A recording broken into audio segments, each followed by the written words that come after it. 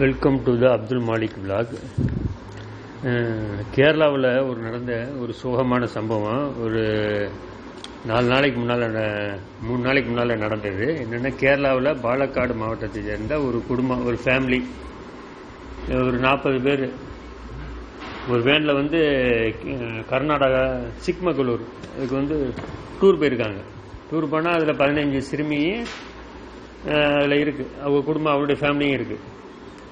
அப்போ அந்த மாணிக்கியா தாரா water falls அப்படின்னு ஒரு வாட்டர் ஃபால்ஸ், அந்த வாட்டர் ஃபால்ஸுக்கிட்ட போகும்போது பாருங்கள், இந்த வீடியோட இருக்குது, கம்பி அடைச்சிருக்காங்க. இந்த கம்பிக்கு மேலே போகக்கூடாது, இந்த படி போகுது மேலே, இப்போ வாட்டர் ஃபால்ஸ் பார்க்குறதுக்காக போகுது படி. அந்த பக்கத்தில் கம்பி அடைச்சி, ஏன் அடைச்சிருக்காங்கன்னா அந்த பக்கம் யாரும் போயிடக்கூடாது, பெரிய பள்ளம் இருக்குது அப்படின்னு சொல்லிட்டு கம்பி அடைச்சிருக்காங்க. அப்போ கம்பி அடைச்சதுக்குள்ளே இந்த பொண்ணு என்ன செய்யுதுன்னா உள்ளே போகுது. அப்போ யாரோ ஃபோட்டோ எடுத்திருக்காங்க. அதை அந்த கம்பிக்கு உள்ளே போயிருக்கு. அந்த ஒரு கல்லில் உட்காந்து ஃபோட்டோ எடுக்குது. அந்த கல்லுக்கு பக்கத்தில் மிகப்பெரிய ஒரு பள்ளம். அப்போ அந்த ஃபேமிலிலாம் கவனிக்கலை இதை. அப்போ இந்த பொண்ணை யார் ஃபோட்டோ எடுத்ததுங்கிற தகவல் இல்லை. அந்த பொண்ணை கல் மேலே வச்சு ஃபோட்டோ எடுத்திருக்காங்க. யார் ஃபோட்டோ எடுத்ததுங்கிற தகவல் இல்லை. அப்போ அந்த ஃபோட்டோ எடுத்து அந்த ஃபோட்டோ மட்டும் இருக்குது. அப்போ அந்த பொண்ணை காணோம்னு சொன்னால் ஒரு 3 நாளாக என்ன செஞ்சீங்கன்னா கர்நாடகா வனத்துறை, கர்நாடகா போலீஸு எல்லாம் தேடுது.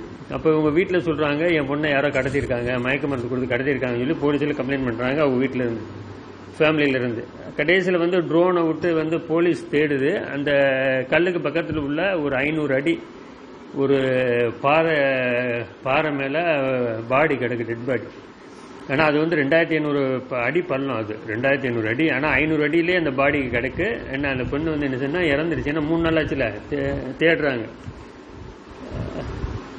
இறந்துன்னா அப்போ இவங்க என்ன நினச்சிக்கிட்டு இருக்காங்க, அந்த ஃபேமிலி யாரோ கடத்திட்டு போயிருக்காங்க, என் பொண்ணை கடத்திட்டு போயிருக்காங்கன்னு சொல்லி போலீஸில் கம்ப்ளைண்ட் பண்ணியிருக்காங்க. அதனால் என் பொண்ணு எப்படி உயிரோட வந்துடும் அந்த சந்தோஷத்துலேயே இருந்திருக்காங்க. அப்போ இந்த பாடி கிடச்சிருச்சு, பொண்ணு இறந்துருச்சு அப்படின்னு தகவல் கேட்டவுடனே அந்த தாயெல்லாம் பயங்கரமான ஒரு அழுகை.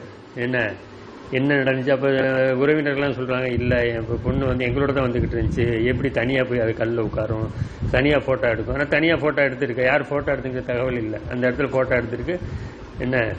அப்போ அந்த இடத்துல என்ன செய்யணும்னா, இப்படியே விழுந்துருக்கு, கால் தடவை விழுந்து அந்த இடத்துல அது பாடி கிடச்சிருக்கு.